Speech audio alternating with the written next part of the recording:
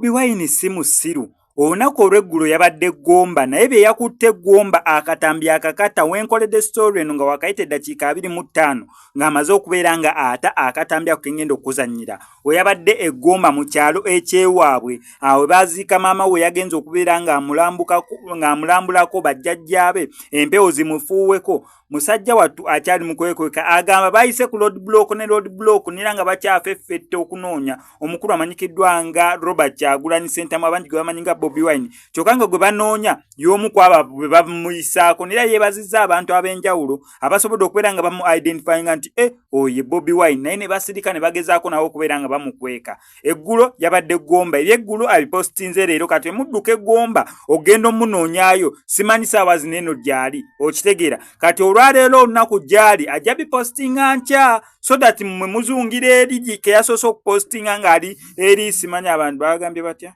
we yabadde luddawa. Anyway kasooke tuweze information gyasobodde okubeera ng'atuwa.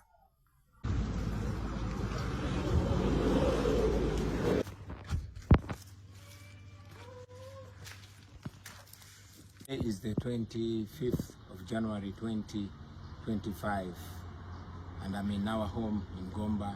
Just came to say hello to my living mother, my sister, and to say hello to Mama in heaven and Papa and all my family members, and to also get some love from home.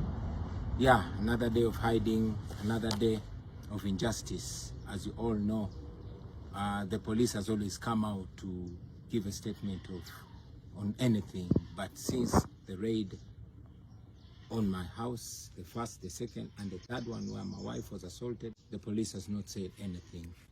As I've always said, that in a country under family rule, the ruling family is always above the law and everybody else, a worker, an employee. The police cannot say a thing.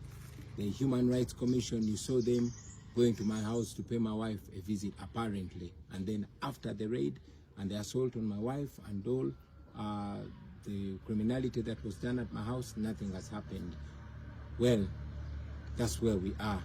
As you see, a day before my wife was attacked, the interreligious community was at my house and, spoke to my wife. I'm yet to hear their statement on what happened. But all in all, the task is on us Ugandans to free ourselves. I'm doing what I can do. I'm visiting various leaders across the country.